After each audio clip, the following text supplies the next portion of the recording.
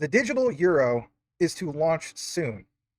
Why, XRP and QNT, this could very well be their first flip of the switch moment.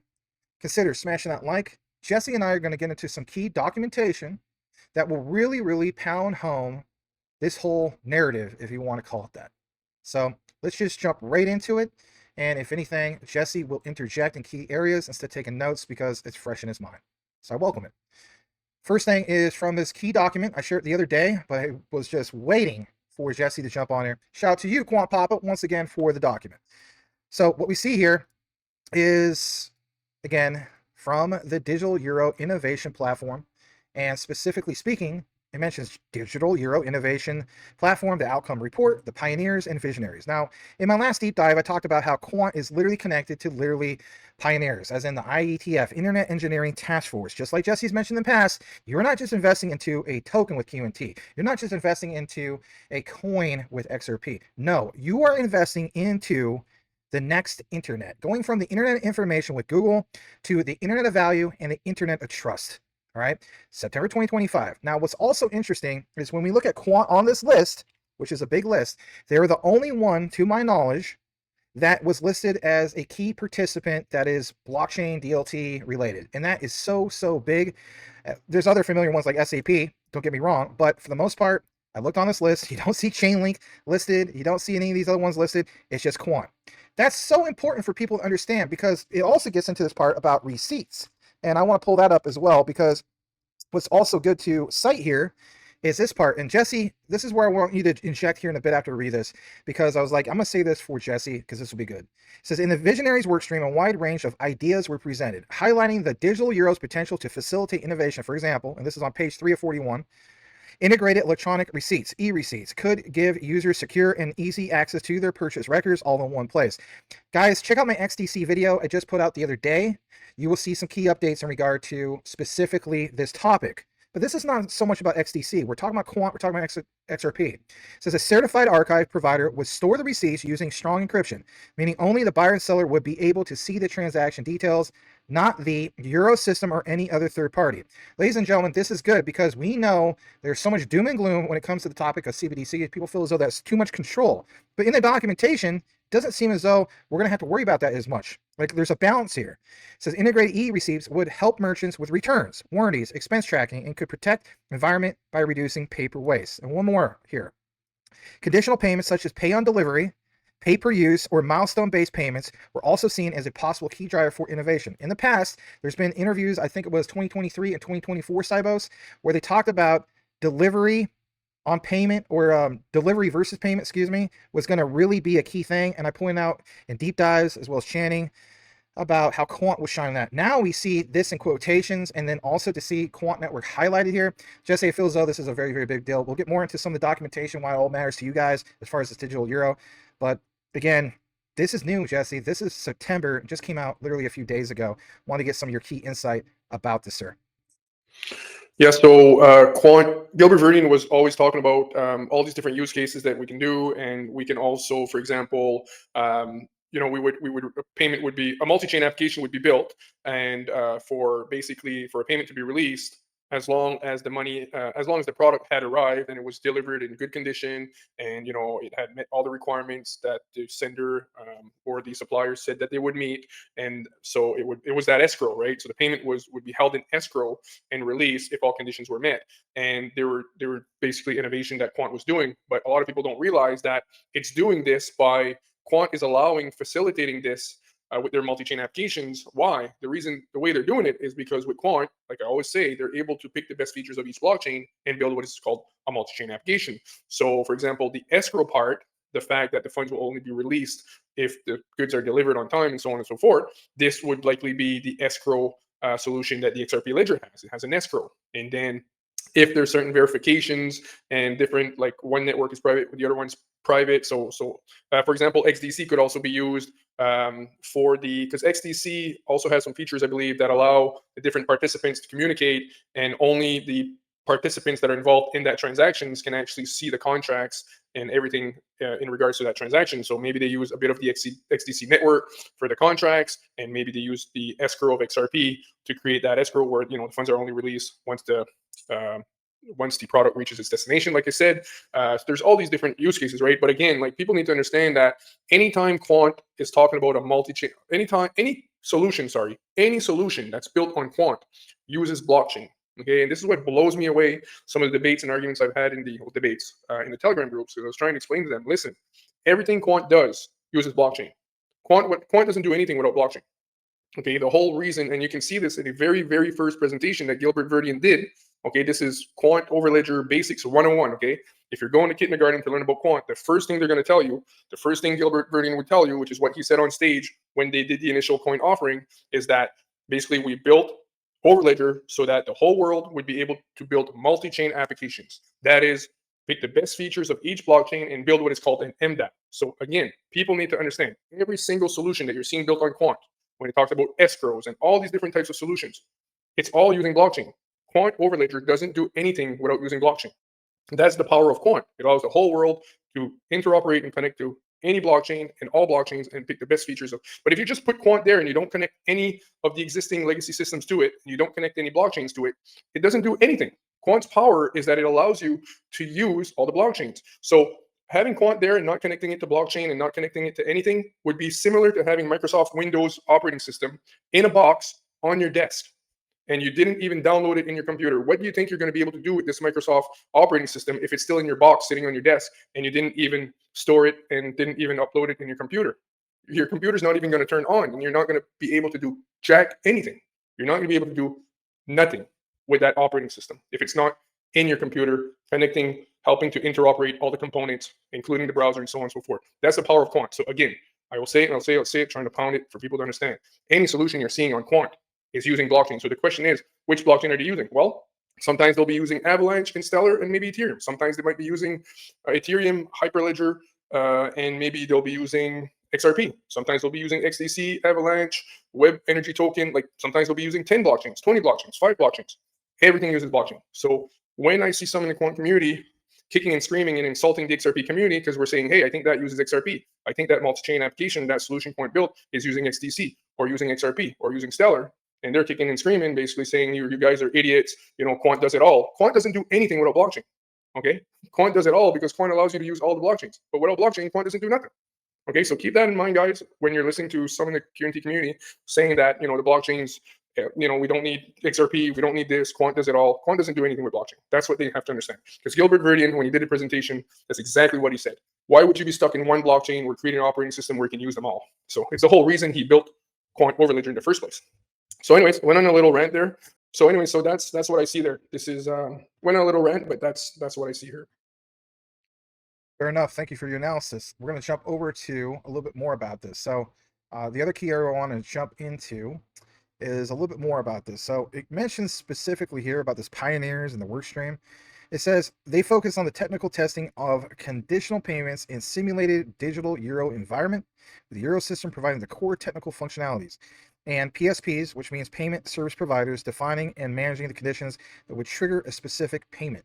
The way I look at it is that's where XRP comes involved, right? Why would you use payment for something like, you know, real-time gross settlement system with QNT? No, for that liquidity to capture the values pointed out many times, Jesse, it would be something like XRP. And then it points out here the material shared with the participants for the Pioneers workstream can be found in the annex. And of course, if you're a nerd, you can nerd it out. But the workstream tested scenarios that cover different sectors, showing how conditional payments could support innovative new services, for example, in e-commerce, financial services, or transport. One more thing I want to jump into, because I don't want to read all this. The digital euro's pan-European reach would ensure that these innovative ideas are instantly accessible to all consumers and merchants. This would also bring several advantages, and 3 of them, there's a whole bunch in reality. Reduce market fragmentation. This has literally been referenced numerous times by Ripple, Quant, you name it, Stellar, you name it. Align industries across borders, unlock new business opportunities that contribute to Euro area growth. All right, moving along. Here's Gilbert Verdian. Interesting to see this because he posted this yesterday, and I did highlight it in yesterday's Quant video. By the time you get this video, it might have been a few videos back. Gilbert says, today marks a defining moment in financial history. I couldn't agree more. He points out that he's proud to announce to launch QuantNet. Now, of course, we had that leaked document. Shout out to, well, you know who you are. By Quant Network, world's first programmable infrastructure and network fundamentally transforms how banks connect tokenized money and digital assets. QuantNet enables banks to coordinate asset cash flows across siloed networks without replacing a single system they already trust. This orchestration without disruption, innovation without compromise. This area actually I want to highlight is where it mentions inter-network connectivity. I'm actually going to blow that up for you a little bit. I did share this the other day in my video, Jesse. So it says connects diverse tokenized cash networks while maintaining compatibility with legacy settlement workflows via RTGS, CREST, and T2S. There may be a slide here, Jesse, that talks about a little bit more about real-time gross settlements. But from what I gathered, Quant is going to do with QuantNet this thing that I don't even know if you were aware of it, and that's okay. You're human, right? There's so many things to cover, but it's about programmable real-time gross settlement. So yes, XRP will be your real-time gross settlement system. We've already been there and done that. But Jesse, this is interesting because now with QuantNet, you have the ability to program how that real-time gross settlement workflow is orchestrated. And as we know, ISO TC 307 plays a key role because that's a Quant network standard. And we pointed out for years now that Quant, right, is like the conductor. It's the head orchestrator of literally just that, an orchestra. And you know, what part of that orchestra has the most instruments? Maybe that is your Ripple XRPs, and we got a few obviously Stellars and XDCs. Like, you know, maybe the XDCs are the, you know, your percussion instruments and so on. You kind of get the gist here, but I don't know if you've seen this before, brother, because the way I look at it is programmable real-time gross settlements. This offers a different layer of inter-network connectivity that we have never seen before. Your thoughts? Yeah, no, I saw that definitely. So basically, you see that it's offering the interoperability and the programmability, like you said, for the RTGS. So technically, the RTGS, the real-time gross settlement system, which is a settlement system for the central banks and a certain nation, most of the central banks have RTGS. So when Gilbert Verdian said we offer the programmability, interoperability, and custom APIs for the regulated liability network, which used to be called the regulated internal value, basically what he's saying is that we're offering the programmability for everything because the CBDCs, which technically is a new form of RTGS, so all the commercial banks and different local banks are all connected to the real-time gross settlement system of the central bank. Okay, so technically, by Quant providing the programmability for the RTGS systems, they're literally providing programmability of literally any asset that you can put on those CBDCs. Because the ultimate layer of money, the first layer is CBDCs. Unfortunately, I don't agree with it, but it is what it is, right? Banks keep printing and printing CBDCs, like they're going to print money and it loses value. But unfortunately, that's the core of money, is central bank digital currencies. And again, they have the RTGS. So anything that's built on top of the central bank digital currencies, you have commercial bank, you have the retail CBDCs, you have tokenized money that goes on top of that, tokenized assets, everything can be programmable, from my understanding from Quant. And technically, when he said they provided the programmability for the regulated liability network, which again used to be called the regulated internet of value, when he's saying that they offer the programmability for the internet of value, technically, and he also said, you know, we provide the programmability for the institutional internet value. When he's saying that, he's literally saying that you can program anything on the internet value. So that's everything, right? That involves all the banks, because what is the internet value? It's all the central banks, commercial banks, fintechs, all connected to this unified ledger, the XRP ledger. So absolutely, it's and what's crazy about this here is he's literally admitting, and if you go on the website, he's literally admitting that he's literally saying we are the new infrastructure for money. He's literally laying it out right there. Like, because why? Again, they're offering programmability, interoperability, custom APIs for this new layer of money, which the majority of it is built on the interledger protocol, which is the unified ledger, which is the institutional internet value that he said he was bringing, that they were going to bring the programmability to. So absolutely, because when you look at the Hyperledger Foundation document that showed how XRP and the interledger protocol was the internet value, it was showing how all of the central banks were all holding XRP and they all had their RTGS systems. And the document showed, and again, this is Hyperledger Foundation document that leaked out about 7 to 8 years ago. It was showing how they were going to build the internet value, but it was showing that the XRP ledger was the global RTGS. And it was showing how all the RTGS systems were connected to the XRP ledger, making the XRP ledger the global RTGS and also the global liquidity marketplace. This is documented from the Hyperledger Foundation, which is the biggest consortium of central banks, commercial banks, fintechs, corporations, everybody, the who's who's, the universities, everything. They're now called the decentralized trusts, but it used to be called the Hyperledger Foundation. And they laid out how they were going to build the internet of value and XRP again. So again, that document was specifically showing all the central banks, RTGS systems connecting to the XRP ledger, and it clearly said that the XRP ledger was the global RTGS. So here's a document from the Hyperledger Foundation, okay, showing the global RTGS circled there, and underneath is the XRP ledger. It's clearly showing that the XRP ledger is the global RTGS. And now, Max, go to the next document, please, which is the same document. Just this is a blue copy. This is the same document right here. If you can just zoom out to show the whole document, if you don't mind. And so we see that the XRP ledger, okay, the XRP ledger, again, on top you have global RTGS underneath the XRP ledger. So it's referring to the XRP ledger as the global RTGS, okay? And just on the left of that, you see ILP, ILP, ILP, ILP, that's interledger protocol, okay? And you're seeing how all of the central banks, you see Bank of Japan on top, NET, Target2, Fedwire, these are all central banks. They're all connected to the XRP ledger via the interledger protocol. Now, on top of all of the central banks, you see RTGS systems, okay, right there, RTGS systems. Underneath, again, is all of the different central banks and all of their different RTGS systems, such as Fedwire, Target2, NET, CHAPS. These are their RTGS systems. Now, and then you have local payments, which would be the commercial banks and different payment companies, okay, on the left-hand side of those. So on top, you have local payments. Then you have RTGS systems for the central banks. And then on the right-hand side of that, you have the global RTGS. And right underneath, you see that the XRP ledger is the global RTGS, okay? Now, on top of the right, you see it talks about the global RTGS in writing here. And actually, just to the left of that, it says correspondent banks and LP. That's correspondent banking and liquidity providers, okay? So again, as you note about this diagram, they're all holding XRP. And the timeline on this document was 2025, that they were all going to hold XRP, okay? So the internet value would start maturing by 2025. So right on the right again, Max, sorry. Yeah, the global RTGS at the top. So the top phrase there on the right-hand corner, top right-hand corner, it says the global RTGS, which is the XRP ledger, okay? The global RTGS will remove friction, cost, and risk from cross-currency transactions. Cross-currency also means cross-asset. Again, like I talked about, this is internet value. So it's moving any type of asset to any type of asset via the XRP ledger.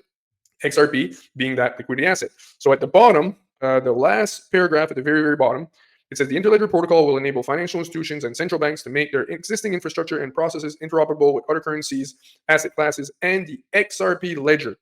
And then it explains what the XRP ledger is. It says, comma, the XRP ledger, comma, the global liquidity marketplace, and the global decentralized RTGS. Okay, so the XRP ledger is a global liquidity marketplace and the global decentralized RTGS. That's your public ledger, public XRP ledger right there. Okay, so and there's another document where it was saying they were admitting that that I showed that in one of my videos. They were admitting that the Bank for International Settlements, the BIS, which is central banks for all central banks, when they talk about the regulated liability network, they call it the unified ledger. And then they admitted that the unified ledger could become the global RTGS. Well, isn't that interesting? So the unified ledger becomes the global RTGS, and here we have a document clearly showing that the global RTGS is the XRP ledger. And then I also have a video of the head of technology for the BIS saying how the unified ledger will replace SWIFT. Again, I have a document saying that when the BIS, when they talk about the central banks for all central banks, when they talk about the regulated liability network, which used to be called the regulated internet of value, they call it the unified ledger. Instead of saying regulated liability network or regulated internet value, they call it the unified ledger. And then the document said that the unified ledger could become a global RTGS. They always say could, would, maybe. That's how they have to talk, okay? This has all been planned for years. It's not could, would, or maybe, okay? So again, why does the regulated liability network and the unified ledger, why does it become the global RTGS? Because it is the XRP ledger. And like I said, SWIFT also, I have a video, sorry, not SWIFT, but I have a video of the BIS clearly explaining that the unified ledger will replace SWIFT. And we know the unified ledger, like I said, we know Ripple replaces SWIFT, right? So again, so Quant is providing the programmability for the global RTGS, which is the regulated liability network, also known as the regulated internet value, the unified ledger. Quant is providing programmability to everything that's going to reside or settle on this global RTGS. So it's providing interoperability, programmability to everything, all the money, okay? So XRP ledger provides the interoperability for all the money, but Quant provides the programmability and the interoperability for the legacy systems and the unified ledger. So that's why Quant said that this is a breakthrough innovation. They're going to provide the programmability for all of the banks in the world, the whole banking system. Why? Because the global RTGS is the whole banking system. It's all the money. It's this new internet of value. So anyways, I'm kind of repeating myself a bit there, but that's why Quant can confidently say that they're providing programmability for the whole banking system, and they're becoming this new infrastructure because they're providing programmability for the global RTGS and the internet value. So they provide, again, internet value, all the assets, all the CBDCs, all everything, tokenized everything. Little rant, but anyways, we got it. We got to it. Well, that's what you do, and that's okay. We're going to jump over to this. We're going to give a shout out to Mr. Man. You guys know him as Spidey over on X. What does he have? Well, this connects a few things, and I think you guys are going to appreciate this. So for one, let's pull this up on screen. And again, give our fellow brethren a follow over at Mr. Man XRP. He provides great research as well. The digital euro in October 2025 for pilots and full deployment in 2027. You've now heard it from Christine Lagarde, head of the European Central Bank. Listen to this. This will all make sense of why we're talking about some of this stuff. 43 seconds. We'll be right back here shortly. Here we go. Hey, my friend, if you're a day trader or pro, BTCC Exchange will be a game changer for you. BTCC Exchange is one of the world's most preferred and trusted crypto exchanges for day traders and pros, tailored for high volume futures and scalping. Founded in 2011, it's the longest running platform with 0 hacks, licenses in the US, Canada, EU, and more. It's a dream for traders. Top 5 on CoinMarketCap for derivatives, unmatched liquidity, rock bottom fees, plus up to 500 leverage futures. Advanced order types like TWAP and iceberg orders, plus API for algo trading. They also have one of the most user-friendly copy and leverage trading platforms in the world. Join over 600,000 traders, compounding daily scalps into explosive returns. If you're not using BTCC for your day trading, you're seriously missing out. Use my BTCC referral link on the screen, in the description, or in the pinned comment, or scan the barcode on the top right of the screen for up to 11,000 USDT rewards, up to 10% bonus on your first deposit via referral link, easy $50 minimum, and 30-day trading to unlock the bonus, up to 50% off fees and VIP perks like priority support. Leverage and copy trading is risky, so only use what you can afford to lose, or seriously don't do it at all. I launched this YouTube channel to share crucial crypto insights, not to see you make reckless moves and lose your hard-earned money. Testimonials are paraphrased for clarity from real BTCC trader reviews. See description for sources. Never keep all your crypto on exchanges. Use reputable hardware wallets. Links below. Now let's get back to the video. Good question. We want to make sure that when it is launched, it's a success. So we have to really make sure that there is no hiccup, no problem in the handling of this digital currency, number one. Number two, we need the support of the European Parliament, which has to vote a piece of legislation to actually establish the digital euro. We should be technically ready ourselves in October this year. Yeah, and we would be ready to launch for a 2 years pilot to make sure that everything works fine. And then we can launch across the euro area. So Max, I just want to add, this is the same lady that 2 years ago, they were saying, oh, you know, maybe we could see digital euro in 5 to 10 years from now. They're always talking like it's ages away, but then now they're admitting that literally they're ready. They're so full of crap, it's unbelievable. It's just lie after lie after lie after lie. Absolutely unbelievable. And can I add number 3? The other thing too is when they launch, they need the use cases to be already built in. So this is what's happening with Quant. People are not realizing that all these different use cases for CBDCs are being built in sandboxes, in kind of almost like a live environment, but it's a testing environment. It's almost like they're live, and they're building all of the different use cases for CBDC so that when they go live, they do have use cases and they can get citizens to use them because of all the multi-chain applications that were built using Quant. So that's the other reason they have to wait. They can't launch and not have any use cases for it. So that's the other thing too. They want to build a bit of use cases, and that's what we saw with Project Rosalind. Quant was building custom APIs for all these different use cases, building numerous multi-chain applications and bringing use cases to CBDC. So that's what they're doing right now in these sandboxes. And once this goes live, that's when corporations are going to have to buy QNT. Right now, corporations can build multi-chain applications, endless use cases, but they don't have to buy Quant licenses until they go live. And that's what I've been trying to warn people. There's a lot of utility, a lot of use cases, a lot of demand being built up in these sandboxes, but they haven't gone live yet. So that's why we're not seeing the full value reflected in the Quant price, QNT price yet. On another video, we'll expand upon this. So I did a video a little bit about this not that long ago on my channel, Maximus Crypto, that elaborates on this. Later on, Jesse and I will do a comprehensive analysis of what he's referring to with this, because what it will mean for you, me, and everybody else is it creates a sense of shock value, because we already know the QNT has a very, very limited supply already. So some people point out like, I don't get this. They didn't make enough QNT tokens. That could be furthermore from the truth. The same concept as BTC. We know that most people don't own a full BTC. It will get to the point where most people won't even own a full QNT. So consider a blessing in disguise that you own more than one QNT. That's a topic for another day. We'll get more into it. I do want to get back into this because it's a real good detailed thread about the digital euro. There's another person in this space we want to give a shout out to. Again, support the people who take the time to provide these awesome outlines for us. So let's jump over to this. We got a new kid on the block. His name is Lord Belgrave. He can be followed over at Lord Belgrave. He states in 2018 the European Central Bank launched TIPS, Target Instant Payment Settlement. On the surface, it looked like a retail upgrade, instant euro payments 24/7, but look closer. The vocabulary and timing of the NDAs tell another story, one that points directly to Ripple and the XRP ledger. It is a thread, and if anything, this was posted September 29th, 2025. Getting a little bit into this, look what it says here. The official ECB release, as in the European Central Bank, back in November 2018 said, quote, TIPS allows citizens and firms to transfer money in real time, 24/7, 365, and most people stop reading there, right? But buried in the technical annexes were phrases like, quote, liquidity optimization across multi-currency corridors, protocol, neutral settlement frameworks, compliance, metadata, inseparable from transaction finality.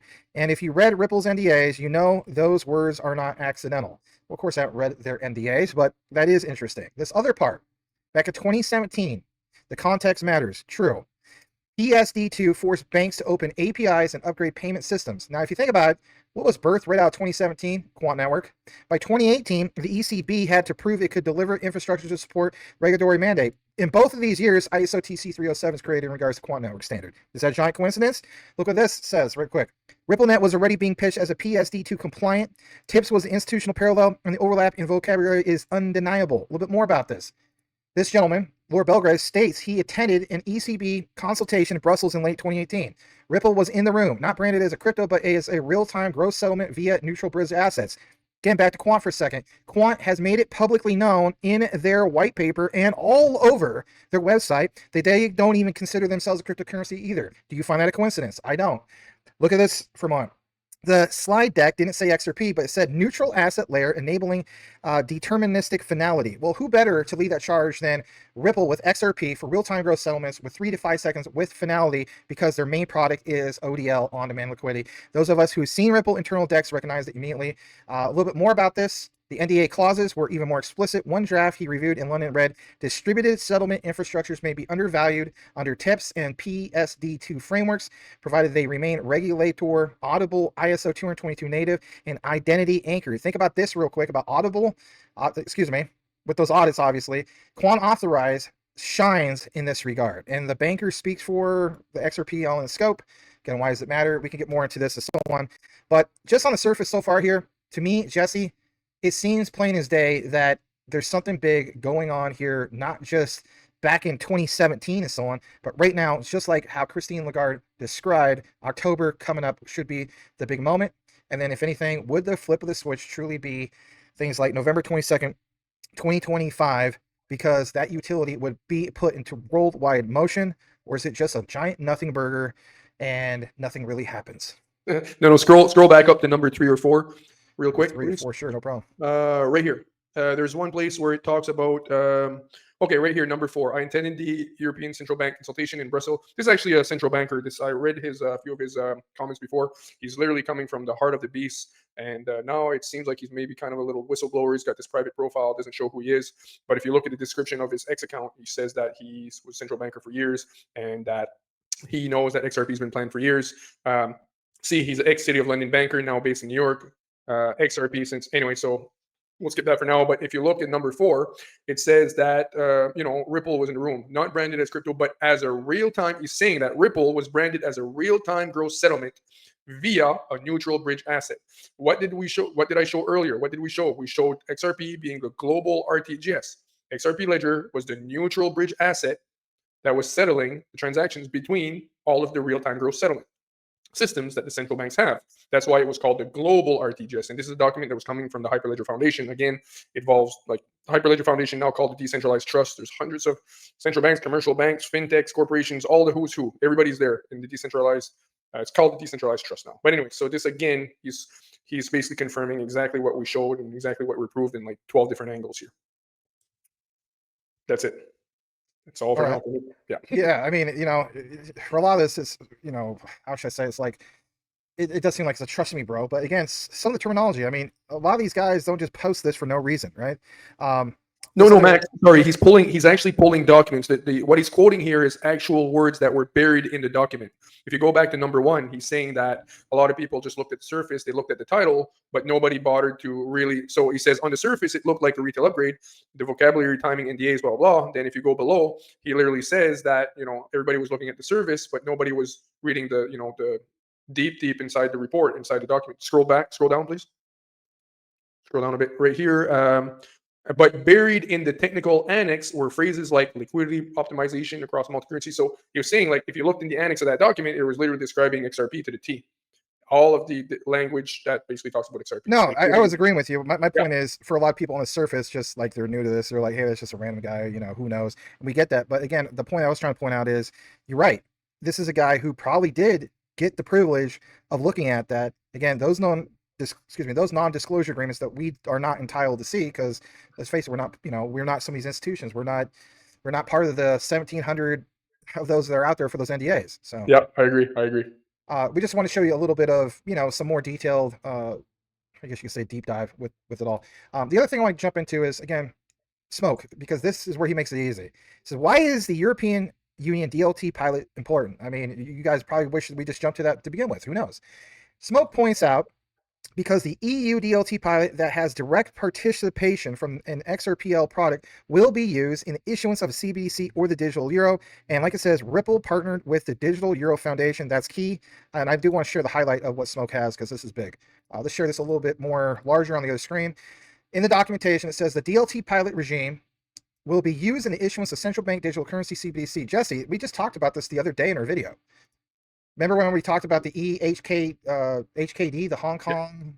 This matches. This totally matches to the T. Yeah, because all the CBDCs are being built on the private ledger on the private Ripple ledger, private XRP ledger, which is a carbon copy clone of the public XRP ledger. So XRP Ripple has a private CBDC platform where central banks launch CBDCs, and there's no other company that I'm aware of on planet Earth, no other fintech, no other blockchain company that has a CBDC platform specifically designed for central banks to launch their platform. So again, people need to understand that CBDCs, 98% of the CBDCs are being built on private ledgers of the XRP ledger. So it's literally built right on the XRP ledger, but on the side, the private ledger.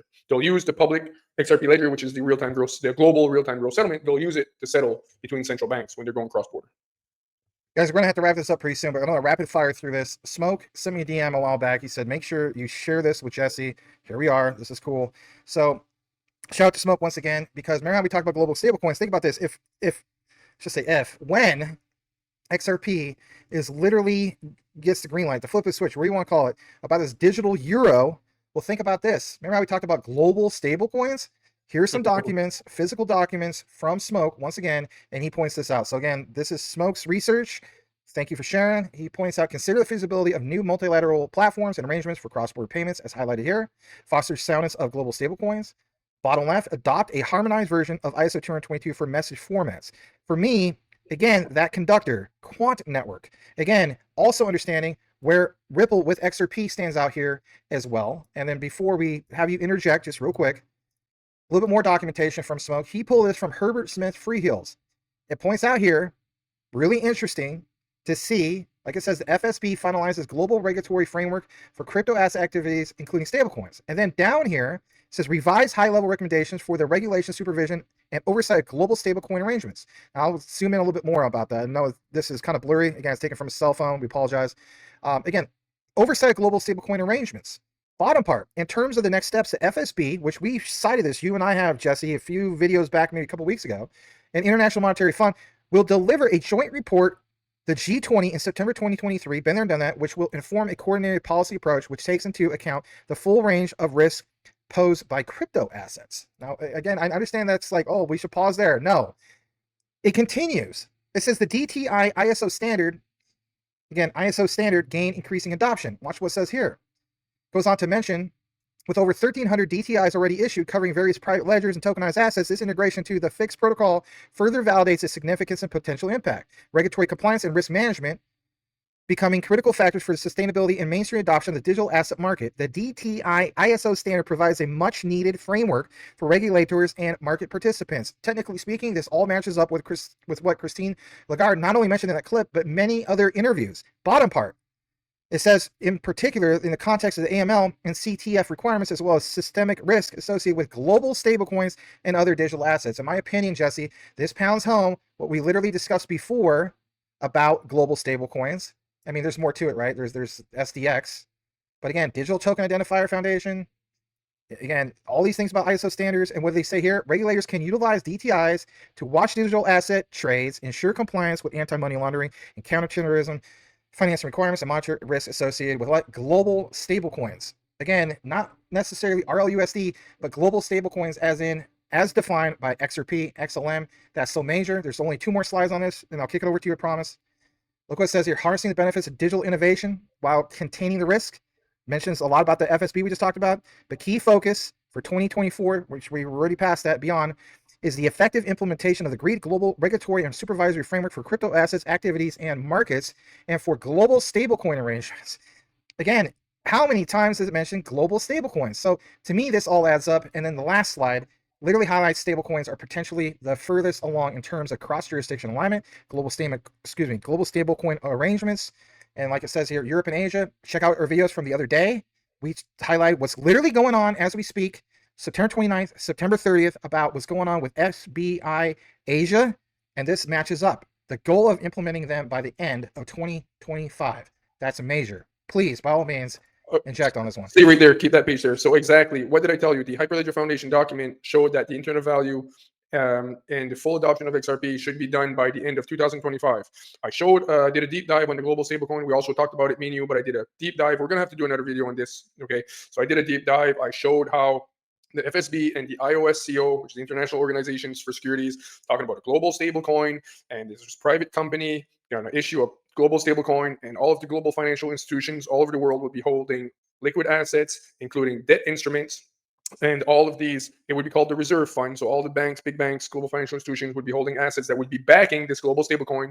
And the value of all of these different assets globally would be equal to the value of all of the global stablecoins that were issued, which the private company issued. So it describes XRP Ripple to the T. It's unbelievable, that document. And this is exactly every single slide that you showed here confirms exactly, again, what I showed. It's unbelievable. We're going to do a new video, and another video, we're going to show that, and then we're going to show this again.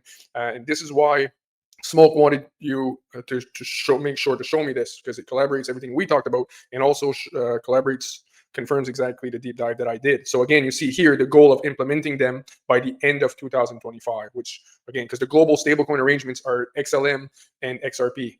They're all about cross-border liquidity, so on and so forth. Because the documents I showed said that this new global stablecoin that a private company would issue, it would be, in order to meet the qualification of a global stablecoin, it has to be used for cross-border exclusively, and it has to have a global footprint in nature, and so on and so forth. But we're going to show that. So this global stablecoin here, again, is the XRP. It's XRP and Stellar. They're the only 2 global stablecoins that exist. And to pound it home, look what it says on the last sentence, everybody. This is why we covered it the other day. Hong Kong is also developing a stablecoin framework with a target implementation date of 2024. And what did we recently discuss that happened literally on the 29th and 30th of September? What is literally happening over for Hong Kong and also for SBI Asia, and then the discovery that basically SBI Asia holds $10 billion worth of XRP. As Jesse has always mentioned in the past, isn't that interesting? Isn't that interesting? Very interesting. It is interesting. So with that said, everybody, that was quite the deep dive. We'll get more into it. Stay tuned for our next video. We'll show you actual documents, actual interviews to pound home why XRP is still going to lead the charge, at least in our opinion, with our research, when it comes to real-time gross settlements, and it's going to be the biggest whopper of them all. Again, Jesse and I have alignment. XRP, QNT are tied for our number 1s for a reason. So do us a solid if you listen to the entire outline and type in this key term into the comments. What would it be? You get the honor of it for the RTGS. Or you can say global RTGS. Global RTGS. Whatever's easier, GRTGS or whatever, if it's easier for you guys.